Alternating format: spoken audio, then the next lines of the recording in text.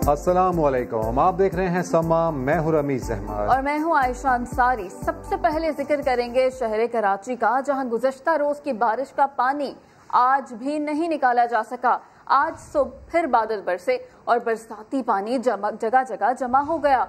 शहरियों को शदीद मुश्किलात का सामना करना पड़ा। किसी की बाइक बंद हुई तो कोई दफ्तर लेट पहुंचा। महकमे मौसमियात का कहना है कि मानसून का तीसरा स्पेल आज रात खत्म हो जाएगा।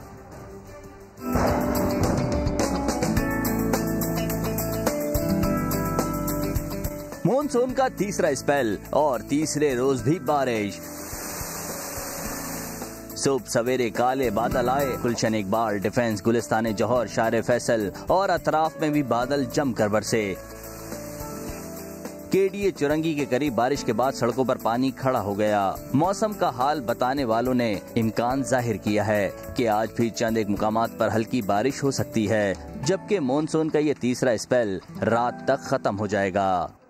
केडीए चौरंगी का हाल आपने देखा, आपको वहां लेकर चलते हैं जहां हैदरी से जाने वाली सड़क बरसाती पानी की नजर हो गई है। ट्रैफिक की रवानी मुतासर है और शहरियों को शदीद मुश्किलात का सामना करना पड़ रहा है। मजीद बता रहे हैं समा के नुमाइंदे खुर्शीद आलम। खुर्शीद, बताएगा आप क्या सूरत हाल देख रहे हैं वहाँ? या बिल्कुल, मैं इस वक्त मौजूद हूँ कराची के जिला बस्ती के सबसे पॉश इलाके नॉर्थ अहमदाबाद हैदरी मार्केट से जाने वाला ट्रैक है जो केडीए चौरंगी की तरफ जाता है। और यहाँ पर सूरत हाल ये कि पानी की निकासी अब तक नहीं हो सकी है। ये जो ट्रैफिक आपको नजर आ रही है हैदरी से आगे जाने वाला ट्रैफिक है जो केडीए चौरंगी से क्रॉस करता हुआ बोर्ड ऑफिस और फिर नाजाबाद की तरफ उसकी मंजिल है। लेकिन कैमरामैन कामरान आपको दिखाएंगे कि ये पानी अभी तक यहाँ पर मौजूद है और अब तक निकालने में इसको कामयाबी हासिल नहीं हो सकी है। जो फ्लाईओवर बने थे उसकी वजह से भी ट्रैक के दूसरा जो हिस्सा है वहां पर पानी जमा है, इस हिस्से में पानी जमा है और सैकड़ों की तादाद में वो गाड़ियां जो आराम से यहाँ से गुजर जाया करती थी उन्हें अब गुजरने में दुश्वारी हो रही है पानी की वजह से, खासतौर पर मोटरसाइकिल सवारों को, रिक्शों को और छोटी गाड़ियों को। यहाँ पर सुबह से ये सूरत हाल है। गुज़िश्ता रात भी बल्दियाती जिम्मेदारों ने दावा किया था कि ट्रैफिक क्लियर हो गया है, पानी निकाल दिया गया है, लेकिन पानी की निकासी का मौसर इंतजाम अब तक यहाँ पर नजर नहीं आया है। जी शुक्रिया खुर्शीद आलम। आधे शहर में धूप, आधे शहर में पानी के रैले, गली गली नदियां बहने लगी। मिनटों की बारिश में पानी पानी हो गया। इतना पानी है कि अगर इसको दरियाए गुलशन शमीम कहा जाए तो वो भी गलत नहीं होगा।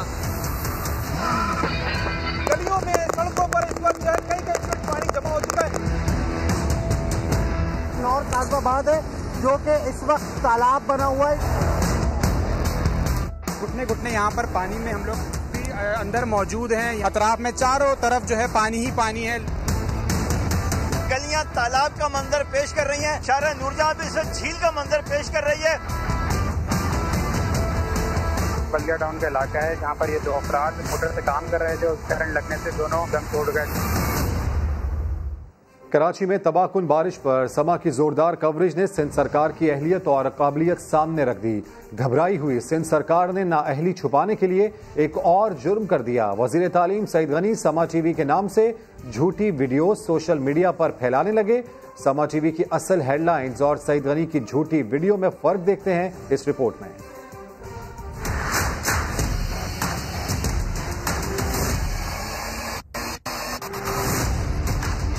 सईद गनी पीपल्स पार्टी के ये चियाले कहने को तो वजीर तालीम हैं, मगर बराह रास्त आपको ले चलेंगे। वजीर आजम इस वक्त इजहार ख्याल कर रहे हैं। 9 अगस्त को हम सारे पाकिस्तान में एक टाइगर फोर्स दिन बना रहे हैं, लेकिन ये इस दिन का मकसद क्या होगा?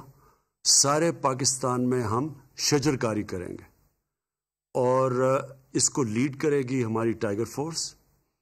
लेकिन इनके साथ साथ मैं सारे अपने MNAs को, अपने मिनिस्टर्स को, अपने MPs को, सबको कहता हूं कि आपने पूरी तरह 9 अगस्त को शिरकत करनी है सारे पाकिस्तान में शजरकारी की।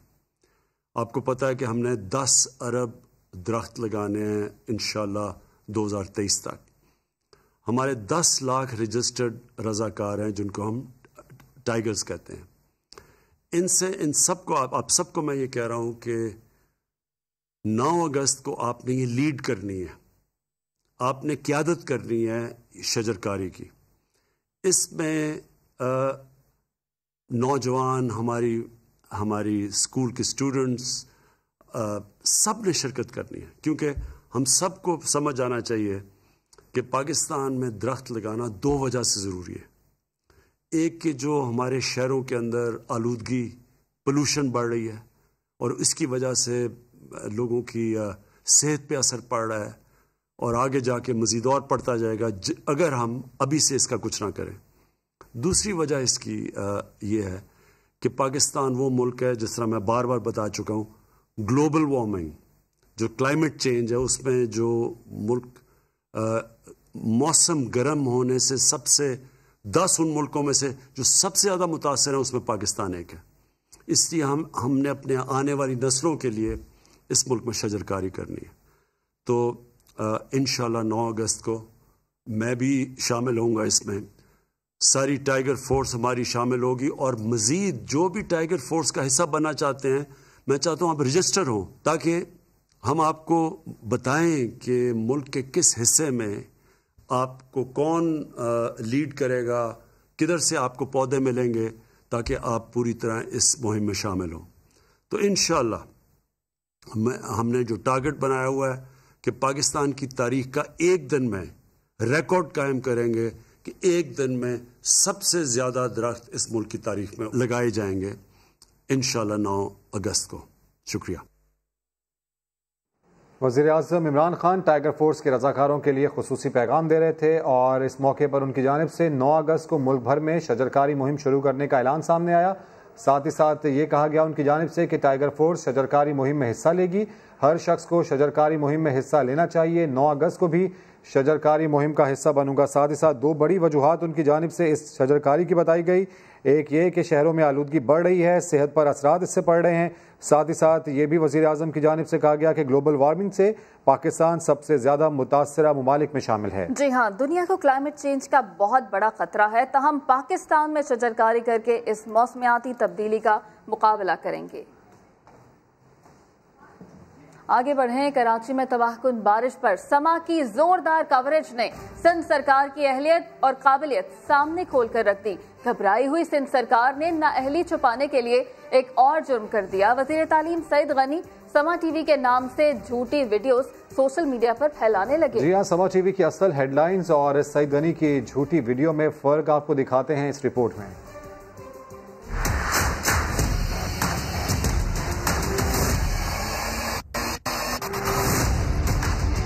सईद गनी पीपल्स पार्टी के ये चियाले कहने को तो वजीर तालीम हैं, मगर इन दिनों ट्विटर पर झूठ की तालीम दे रहे हैं।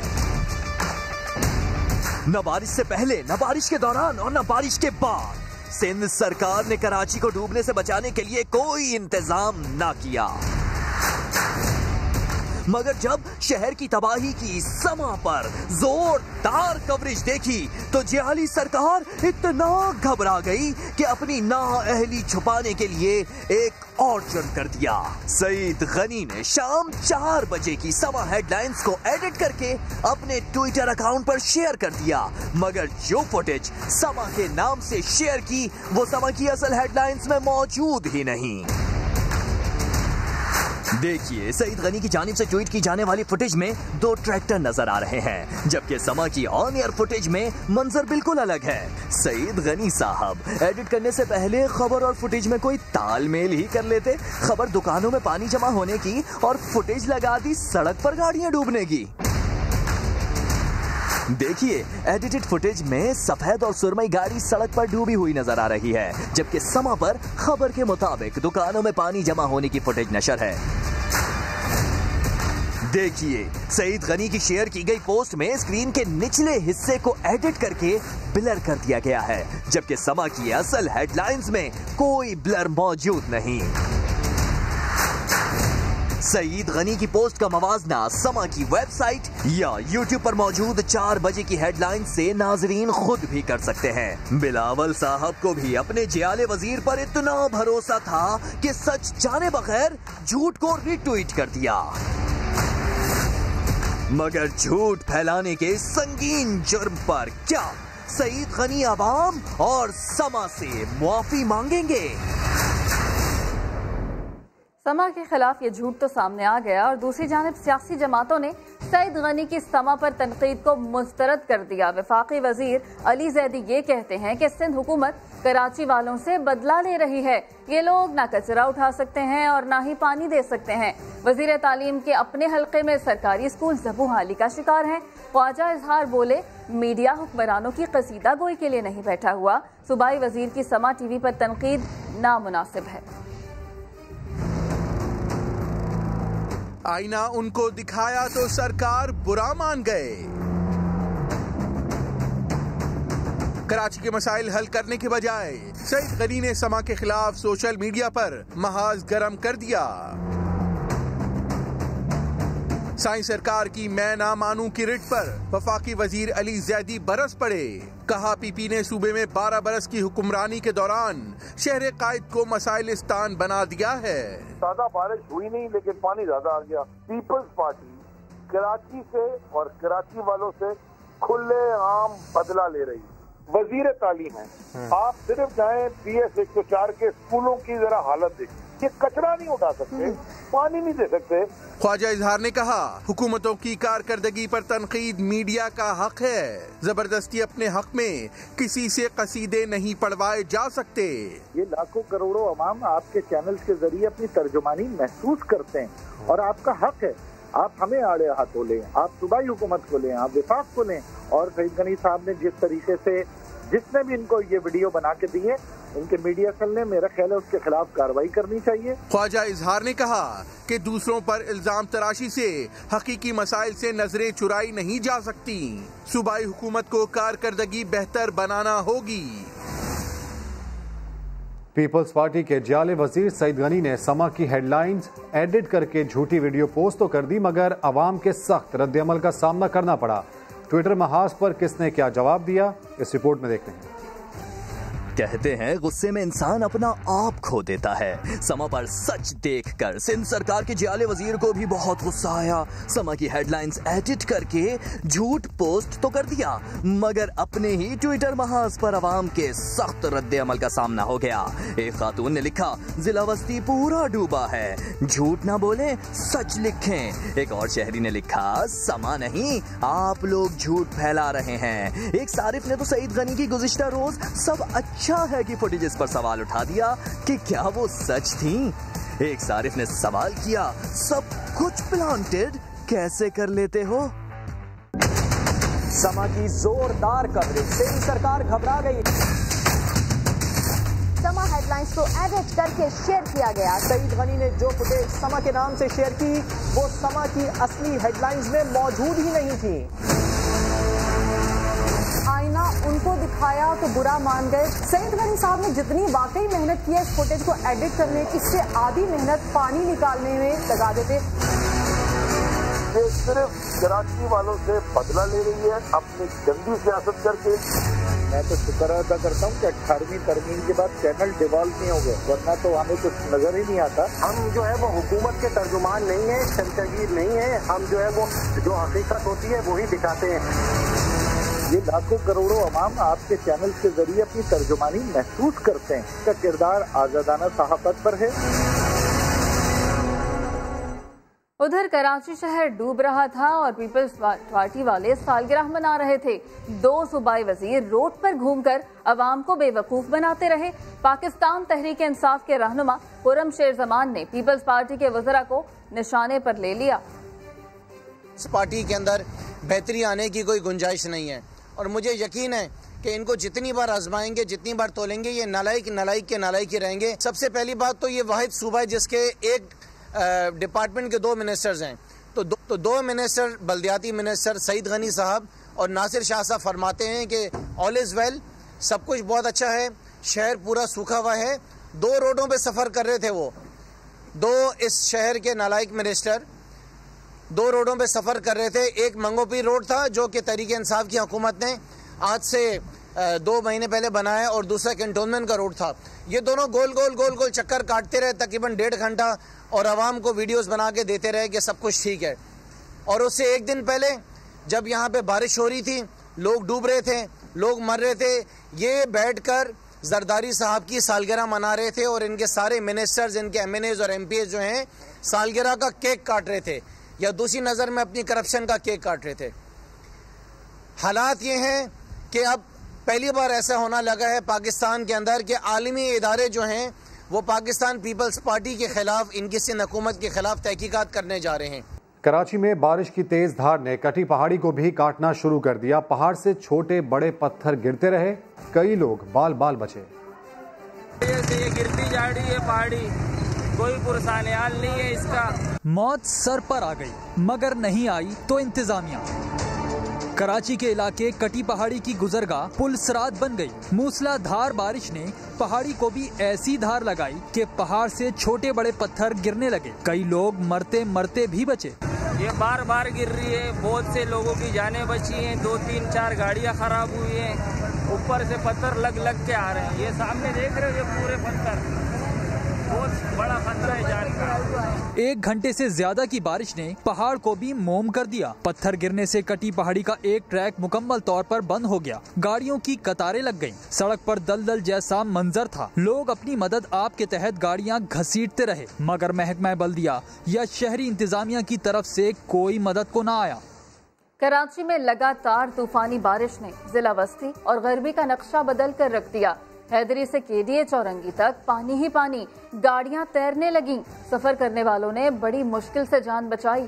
करंट लगने और दीवार गिरने से 3 अफराद जान से गए। सऊद बिन मुर्तजा की रिपोर्ट देखिए।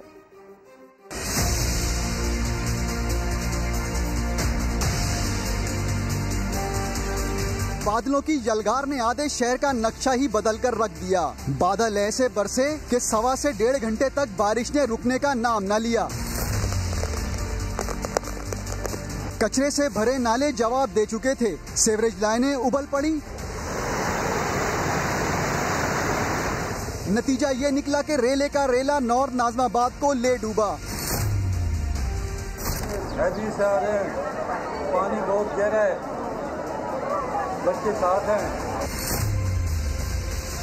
सड़क कहाँ है और फुटपाथ कुछ नहीं पता चल रहा था। ज़ियाउद्दीन अस्पताल का एक हिस्सा नाले पर तामीर करने का खमियाजा अवाम को भुगतना पड़ा। ब्लॉक एफ के बड़े बड़े बंगले भी रेले की जद में आ गए। गाड़ियाँ तैरने लगी और मुसाफिर बेसरो सामानी के आलम में बदतरीन सूरत हाल को तकते रहे। वजीर बल्दियात जो नासिर शाह है वो कह रहे हैं कि 90% जो है वो सड़कें झूठ बोल रहे हैं। मेरे सामने लेकर आए उनको मैं खुद यहाँ से लेके जाऊंगी। आप यकीन करें ना, उनको पैदल यहाँ से हैदरी से पैदल आ रही हूँ मैं, घसीटती भी लेके जाऊंगी उनको यहाँ से वहाँ तक। केडीए चौरंगी के करीब अस्पताल से लेकर हैदरी मार्केट तक बारिश का पानी सर चढ़कर बोल रहा था। Surjani town, buffer zone, power house Chowrangi, water pump और बल्दिया टाउन का बुरा हाल हो गया। बहुत परेशानी हुई है। पैदल आ रहा हूँ। पैदल आ रहा हूँ। गाड़ी बंद हो गई वहाँ से। बारिश से मुतासरा इलाकों में हुकूमती मशीनरी दूर दूर तक कहीं ना दिखाई दी। वाटर बोर्ड की एक गाड़ी आई तो वो भी फंस गई। मिनटों का सफर घंटों में बदल गया। कई फीट जमा होने वाले बारिश के पानी ने अवाम को दिन में तारे दिखा दिए। तूफानी बारिश के बाइस लियाकताबाद में दीवार गिरने से एक शख्स की जान चली गई। बल्दिया टाउन स्पार्को रोड के एक गोदाम में भी मोटर ठीक करने के दौरान 2 अफराद करंट लगने से जाँ बहक हो गए।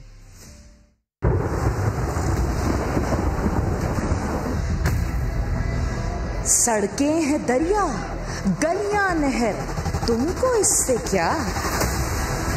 बारिश में डूब जाए शहर, तुमको इससे क्या? जब ज्यादा बारिश आता है तो ज्यादा पानी आता है। बिखरे हैं नाले, उबले गटर, तुमको इससे क्या? टूटा है बस्तियों पे कहर, तुमको इससे क्या? है तल्ख बहुत शामो सहर, तुमको इससे क्या? पीते हैं घूंट घूंट जहर, तुमको इससे क्या? बाइक कहाँ है? बाइक तुमने तो हमको अपना कभी माना ही नहीं। होता रहे कराची खंडर, तुमको इससे क्या? बारिश ने फिर से छीन लिए अब की बार भी माओं के लाल लखते जिगर, तुमको इससे क्या? जब ज्यादा बारिश आता है तो ज्यादा पानी आता है। कराची में गुज़श्ता रोज की बारिश के बाद सूरत हाल अब भी अबतर है। 20 घंटे से जायद गुजर गए हैं, लेकिन कई इलाकों की बिजली अब तक बहाल ना हो सकी, जबकि मुतादिद इलाकों में गैर एलानिया लोड शेडिंग का सिलसिला भी जारी है। अपडेट्स हासिल कर लेते हैं समा के नुमाइंदे अशरफ खान से। अशरफ, कौन से इलाके ज्यादा मुतासर हैं? गुज़श्ता रोज भी जो बारिश हुई थी उससे शहर में बिजली का निज़ाम धरामरम हो गया था। मुख्तलिफ मुकामात जिसमें खास तौर से नौगाबाद है, नाजाबाद है और मुख्तलिफ इलाके हैं उसके आसपास, औरंगी है, वो सबसे ज्यादा मुतासर हुआ था। और अगर देखा जाए तो अब तक केडिया पे भी पानी वहाँ पे मौजूद है, जिसकी वजह से वहाँ जो फीडर्स हैं वो मुतासर हैं। गुज़श्ता रोज 150 फीडर जो मुतासर हुए थे जब वहाँ बारिश हुई थी, उसके बाद रात गए वो बहाल हुए, लेकिन अब भी कुछ इलाके हैं वहाँ के जहाँ पे पानी खड़ा हुआ है, वहाँ पे अभी भी जो है तकरीबन 20 घंटे हो गए बिजली बहाल नहीं हुई है। वहाँ के इलाका मकीन भी परेशान है और इसके साथ साथ मुख्तलिफ इलाके शहर के औरंगी, मंगोपीर, नॉर्थ कराची, गुलबर्ग, ख्वाजा अजमेर नगरी है, मूसा कॉलोनी की शिकायत आई है, गरीबाबाद है, बनारस है, सुरजानी है, टेसर टाउन है, काठोर है, गुलशन मेहमान है। और ये ट्विटर पे भी आ रहा है, यानी के इलेक्ट्रिक की शिकायती मरकज से उनसे रब्ता किया जा रहा है और वो बहाली का उनको यकीन दहानी करा रहे हैं। के इलेक्ट्रिक के तर्जुमान ने भी कहा है मुश्किल हालात के बावजूद जो है के इलेक्ट्रिक का अमला फील्ड में 24 घंटे मसरूफ है, कई मुकामात पर पानी जमा होने के ठीक है, ये मौके आ रहा है के इलेक्ट्रिक का। अपडेट्स के लिए बेशुक्रिया अशरफ। और सिविल एविएशन अथॉरिटी में नया स्कैंडल सामने आ गया। पायलट्स के बाद इंजीनियर्स की आसामियों पर भी गलत तैनातियों का इंकशाफ हुआ है। मजीद जान लेते हैं, जहीर अली हमारे साथ मौजूद हैं। जहीर, ये क्या मामला है? जी बिल्कुल, पाकिस्तान इंजीनियरिंग काउंसिल के सरबराह की जानिब से ये खत लिखा गया है सिविल एविएशन अथॉरिटी के सरबराह को, और इसमें ये मुतालबा किया गया है कि जो पीसी एक्ट है उसके मुताबिक जो इंजीनियर की पोस्ट हैं पाकिस्तान जो सिविल एविएशन अथॉरिटी है और उसके जो अटैच डिपार्टमेंट्स हैं वहाँ पे सिर्फ इंजीनियर्स ही तैनात हो सकते हैं। और सिविल एविएशन में इंजीनियर्स की जगह नॉन इंजीनियर्स को तैनात किया गया है, जो एक्ट की भी खिलाफ वर्जी है। और इसके अलावा जो इंजीनियर्स मौजूद हैं फील्ड में, जो डिग्री होल्डर हैं, उनके जो उनका हक है वो भी हक तलफी की जा रही है। और ये एक और बड़ा स्कैंडल है, क्योंकि इससे पहले पायलट का जाली लाइसेंस का मामला, फिर डिग्रियों का मामला सामने आया था। अब जो टेक्निकल स्टाफ की असामियां हैं उनमें इंजीनियर की बजाय नॉन इंजीनियर का मामला उठाया गया है। इंजीनियर्स के बजाय नॉन इंजीनियर्स को भर्ती किया गया है। बहुत शुक्रिया जहीर अली, आप इससे मुतालिक बता रहे थे। एक और अहम मामले का जिक्र, सिंध हुकूमत के चहीते अफसर की अफसरशाही एस्टैब्लिशमेंट डिवीजन की जानिब से वापसी का परवाना जारी होने के बावजूद फजलुर रहमान के भाई डीसी सेंट्रल हैं। जियाउर रहमान ताहाल अपने ओहदे पर बराजमान है। अपडेट्स हासिल कर लेते हैं समा के नुमाइंदे संजय साधवानी से। संजय, जब विफाक इनकी खिदमात वापस ले चुका था तो अब तक ये क्यों अपने ओहदे पर बराजमान है?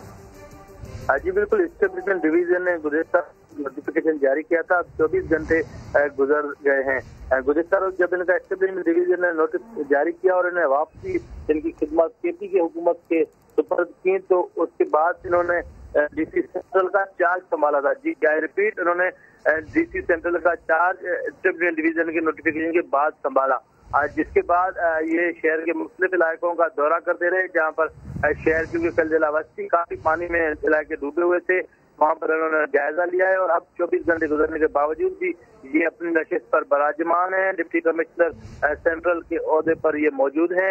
इन्हें हटाने का नोटिफिकेशन सिंध हुकूमत की जानिब से जारी नहीं किया गया। एस्टैब्लिशमेंट डिवीजन ने जो खत लिखा है उसके बाद सिंध हुकूमत इन्हें अपने ओहदे से हटाएगी और सिंध ये ओहदे पर बराजमान है। संजय साथ ही मौजूद रहेगा। खालिद अजीम साहब भी हमारे साथ मौजूद हैं। खालिद अजीम साहब, वफाकी हुकूमत ने खैबर पख्तूनख्वा की दरख्वास्त पर नोटिफिकेशन तो जारी किया है, क्या अगर सिंध हुकूमत की बात की जाए तो वो कोई रुकावटें इसके अंदर डाल सकती है? देखिए जी, एक तो बात बहुत वाज़ेह रहनी चाहिए कि इसमें विभाग का इतना रोल इसलिए नहीं है, एस्टैब्लिशमेंट डिवीजन का सिर्फ इतना रोल है कि चूंकि ये इंटर प्रोविंशियल यानी एक सूबे से दूसरे सूबे में खिदमात दी गई है, लिहाजा उस नोटिफिकेशन का एस्टैब्लिशमेंट डिवीजन के जरिए होना जरूरी है। अदरवाइज ये सिंध हुकूमत और केपी हुकूमत के दरमियान मामला है। अब एक अफसर जिसकी खिदमात खुद दी थी, वो खिदमात वापस ले दी गई और उसके नोटिफिकेशन में ये लिखा हुआ है कि अगले अहकामात तक उनकी खिदमात उनके हवाले की गई हैं। लेकिन सिंध हुकूमत ने वो चार्ज छोड़ने के लिए उनको नहीं कहा, उनको उनकी खिदमात वापस नहीं की। नाम वाला ये मामला मुझे अदालत में जाता दिखाई दे रहा है और उसमें जियाउर रहमान जो है उनके पास ये ऑप्शन है कि वो इस बात को साबित करें कि केपी हुकूमत ने जिन्होंने तकरीबन 6 महीने पहले उनकी खिदमात सिंध हुकूमत के हवाले की थी, अब वो अगर वो वापस ले रहे हैं तो इसमें बदनीति का अमल दखल है। और अगर ये बात साबित हो जाती है तो फिर अदालत उनके हक में फैसला दे सकती है, क्योंकि जो सर्विस रूल्स हैं उनके मुताबिक डेपुटेशन की मुद्दत जो है वो 3 साल है, जो कि 5 साल तक एक्सटेंड भी हो सकती है। और ये डेपुटेशन है, इनकी खिदमात डेपुटेशन पे जो है वो इनके हवाले की गई थी। अब ये मामला मेरा ख्याल यही है कि ये अदालत की तरफ जाएगा और वहीं से, क्योंकि इससे पहले हमने बहुत से ऐसे मामला देखे हैं, कलीम इमाम जो आईजी। ठीक है खालिद साहब, आप ये समझ रहे हैं कि अदालत की जानिब ये मामला जाएगा। पाकिस्तान तहरीक इंसाफ के रहनुमा हैं हलीम आदिल शेख, हमें ज्वाइन कर चुके हैं। हलीम साहब बेहद शुक्रिया आपके वक्त का। सर्विसेज रूल्स रिपोर्टेशन, जिस तरह खालिद अजीम साहब भी हमें बता रहे हैं, आपको भी लगता है कि ये अदालत की जानिब मामला जाएगा? और आपके ख्याल में कौन ज्यादा वीक ग्राउंड पर इस वक्त खड़ा है? देखिए, प्रोविंशियल मैनेजमेंट सर्विस के रूल 20A के हवाले से सूबों में अफसर ट्रांसफर नहीं हो सकते हैं, गुजा के कोई रिक्विजिट ना करे, कोई हुकूमत ना कहे कि हमें बड़ी जरूरत है इसकी, तो वो सूबाई हुकूमतें एक दूसरे का समझे कि एक होता है कि ख्याल रखा जाता है। और वफाकी हुकूमत भी अगर कोई सूबा किसी अफसर को मांगता है और वो रूटीन के अगर कानून के मुताबिक है तो उसको दे दिया जाता है। लेकिन हुआ कुछ ऐसा है, ये साहब थे, ये इलीगली प्रोविंशियल मैनेजमेंट सर्विस में आए थे। बेसिकली ये PTCL के मुलाजिम थे, तो गैर कानूनी तौर पर कहते हैं ना 1973 के आइन के गैर मुताबिक इनको MMA की हुकूमत ने शिफ्ट किया था प्रोविंशियल मैनेजमेंट सर्विस में।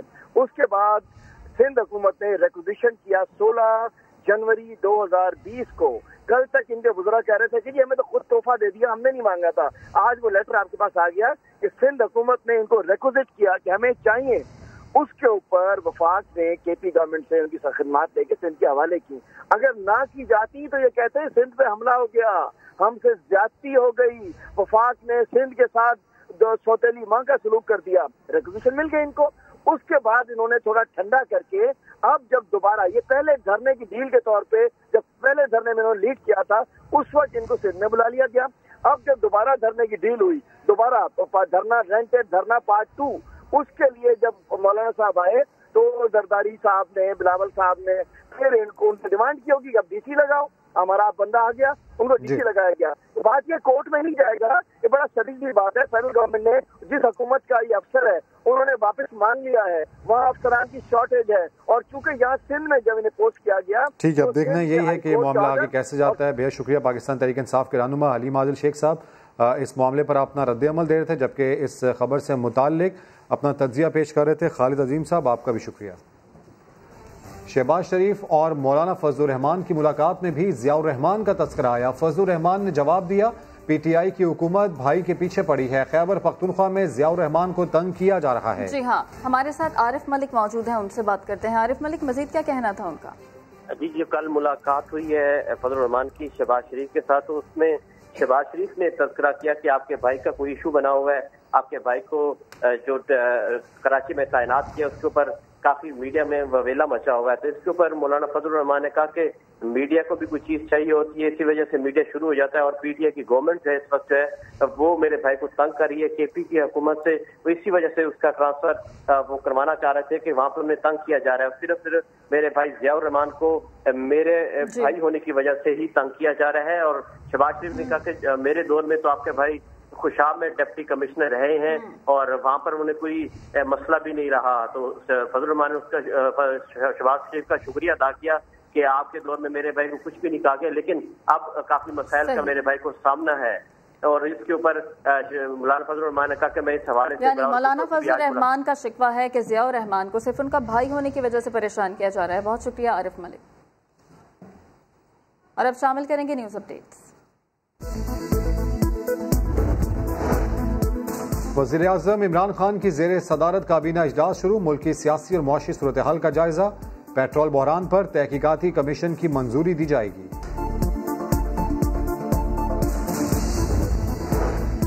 सानेहा एयर ब्लू को 10 साल गुजर गए। बदकिस्मत तैयारा मारगला की पहाड़ियों पर गिरकर तबाह हुआ था। वफाकी वजीर हवाबाजी गुलाम सरवर कहते हैं कि तैयारा इंसानी गलती से क्रैश हुआ। हादसे में 150 अफराद शहीद हुए थे। गुजरात में 11 साला बच्चे को मुबैना ज्यादती के बाद कत्ल करने वाला मुलजिम गिरफ्तार। नाजवली 2 दिन से लापता था, लाश बरसाती नाले से मिली थी। और वजन के हिसाब से जानवर खरीदें और कुर्बान कर दें। स्वात में कैटल फार्म की पेशकश, खरीदार पसंद के जानवर तोल कर ले जा रहे हैं।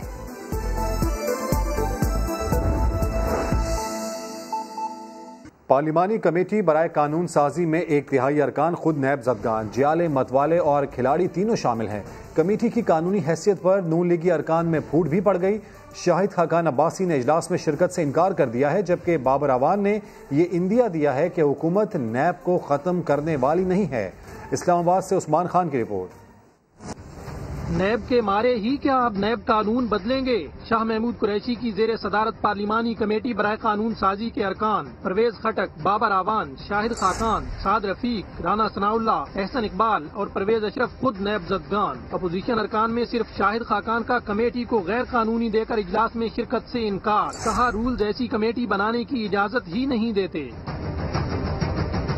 हिज़्ब इख्तिलाफ के नुमाइंदों ने FATF, नैब समेत दीगर कवानीन के मुसव्वदे पर गौर के लिए हुकूमत से वक्त मांग लिया। अगला इजलास मंगल की शाम तलब। हमने भी उनसे तकाजा किया कि जिस तरह नैब पर हमने अपना मौक़िफ़ पेश किया है इन राइटिंग, आप भी अपना मौक़िफ़ हमारे सामने रखिए ताकि हम आपके मौक़िफ़ को कंसिडर कर सकें कि आप कह रहे क्या है, आप चाहते क्या है। हुकूमती रुकन बाबर आवान ने इदारे का नाम लिए बगैर ये भी साफ साफ बता दिया कि नैब को खत्म हरगिज नहीं किया जा रहा। इदारे हैं, उनमें बेहतरी की जा सकती है, इदारे खत्म नहीं किए जा सकते। हुकूमती अरकान ने शाहिद खाकान के एतराजात मुस्तरद करते हुए कमेटी का बनना 2 साल में बड़ी कामयाबी भी करार दिया। वफाकी वजीर बराए science and technology Fawad Chaudhry कहते हैं कि नैब के मुकदमात का सामना करने वाले अराकीन को अज खुद कमेटी से अलहदा हो जाना चाहिए। ट्विटर पैगाम में उनका कहना था कि वो तमाम अराकीन असम्बली जो नैब के मुकदमात का सामना कर रहे हैं, अगर खुद नैब के कानून में तरमीम करने बैठ जाएंगे तो ऐसी तरमीम का क्या भरम रह जाएगा। 2 दिन कबल समा ने भी मामले की निशानदेही की थी। लाहौर में गुंडागर्दी की इंतहा हो गई। समा की खातून रिपोर्टर को भरी सड़क पर तशद्दुद का निशाना बनाया गया, कत्ल की धमकियां दी गई। 15 पर बार बार कॉल के बावजूद पुलिस मौके पर न पहुंची। तफसील जानिए इस रिपोर्ट में।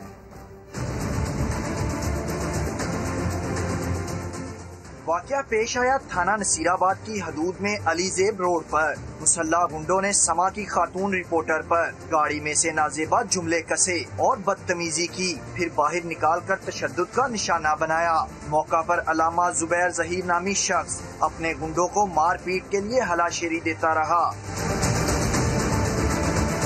गुंडागर्दी करने वालों ने अपने मजीद साथी भी बुला लिए, जिन्होंने वाकया की वीडियो बनाने वालों से मारपीट की और उन्हें भी कत्ल की धमकियां दी। वो कहते रहे उनका ताल्लुक तंजीम से है, कोई उनका कुछ नहीं बिगाड़ सकता। सिद्रा गयास ने अलामा जुबैर जहीर और उसके मुसल्ला गुंडों के खिलाफ अंदराजे मुकदमा के लिए थाने में दरखास्त जमा करवा दी है। इस वक्त मौफ़िन खुसूसी डॉक्टर जफर मिर्जा मीडिया से गुफ्तगू कर रहे हैं। से कमतर करते चले जाएं और अपनी तमाम तवज्जो उसके ऊपर मरकूज रखें। दुनिया के दूसरे ममालिक के तजर्बात हमें ये बता रहे हैं कि एक दफ़ा जब किसी मुल्क में केसेस में या अमवात में कमी होनी शुरू होती है तो इसका ये मतलब नहीं होता कि आइंदा नहीं होगी। बहुत सारे मुल्कों के अंदर दोबारा से आउटब्रेक जो है उसने सर उठाया है और पहले की निस्बत ज़्यादा वहाँ पे केसेस और अमवात होनी शुरू हो गई। तो लिहाजा इसके ऊपर बिल्कुल प्रीमेच्योरली किसी किस्म का कोई फ़ैसला नहीं करना चाहिए। दूसरे ये कि हमारे यहाँ बहुत बड़े चैलेंजेस दरपेश हैं पाकिस्तान को ईद और मुहर्रम की सूरत में। तो इन दोनों वजूहात की बुनियाद के ऊपर ये बहुत ज़रूरी है कि हम अपने मुल्क में तमाम लोग मिल के, हुकूमत और पूरी कौम मिल के इन आने वाले चैलेंजेस का एक ज़िम्मेदारी के साथ इससे निपटें। बहुत सारे लोग ये पूछते हैं कि पाकिस्तान में क्या वजह है कि इतनी जल्दी केसेस में कमी होनी शुरू हो गई। हम ये समझते हैं कि हुकूमत के और वज़ीर आज़म साहब की लीडरशिप और हुकूमत के जो बर वक्त इक़दामात थे, ये उसका नतीजा है। और जिसके नतीजे के तौर पे पाकिस्तान में लोगों ने निस्बतन एहतियात बरती और जिसकी वजह से उनके जो रवैये हैं उनके अंदर बहुत बड़ा फ़र्क आया। और इस फ़र्क के आने की वजह जो है वो एक बहुत बड़ी उसकी वजह जो है वो ये है कि हमने मुस्तकिल कम्युनिकेशन की। पिछले 6 माह के अंदर हज़ारों घंटों पर मुश्तमिल कम्युनिकेशन हुई है, तब तकरीबन तमाम कम्युनिकेशन चैनल्स के ज़रिए, जिसका असर ये हुआ कि लोगों के रवैयों में तब्दीली आनी शुरू हुई। और जब लोगों के रवैयों में तब्दीली आती है तो वही ज़मानत बनती है बीमारी के फैलाव को रोकने के हवाले से। इस सिलसिले में हुकूमत, ministry of health, ministry of information, ISPR और इसके अलावा यूनिसेफ, WHO और दूसरे जो अदारे थे, इन सब ने मिल के बहुत बड़ा काम किया है। और मैं तमाम लोगों का शुक्रिया भी अदा करना चाहता हूँ और उनको मुबारकबाद भी पेश करना चाहता हूँ कि ये उनकी तमाम काविशों का मजमूई असर है कि पाकिस्तान में जो केसेस हैं इनकी तादाद में कमी होनी शुरू हुई। अब आने वाली ईद के हवाले से भी यूनिसेफ और दूसरे जो अदारे हैं, गवर्नमेंट सबसे सर फहरिस्त है, हमने बहुत ज़्यादा कैंपेन की है कम्युनिकेशन के हवाले से। और उसके 2-3 मकासद हैं। पहली चीज़ ये है कि हम इस ईद को लोगों के जहनों में ये इस्टेब्लिश करें कि ये आम ईद नहीं है, ये एक मुख्तलिफ ईद है। और इस ईद पे हमने तमाम SOPs के ऊपर अमल करना है। और उसकी बुनियादी मकसद उसका ये होना चाहिए कि हम गहमा गहमी से बचें और लोगों के जो इंटरेक्शंस हैं आपस में उसको कम से कम करें। जहाँ भी ऐसी सूरत हाल नज़र आए कि जहाँ पे ज़्यादा लोगों के जमघटे लगते हैं, चाहे वो मंडी मवेशियाँ हैं, चाहे वो कुर्बानी का वक्त है, चाहे वो मेल मिलाप है, चाहे वो नमाज है, तो इन तमाम चीज़ों के लिए हुकूमत तो बहुत तफसीली SOPs जारी कर चुकी है। अपने खुसूसी बराए से डॉक्टर जफर मिर्जा गुफ्तगू कर रहे थे, आपने मुलाहिजा किया। ब्रेक के बाद हाजिर होंगे हेडलाइंस के साथ। आप देखते रहिए समा।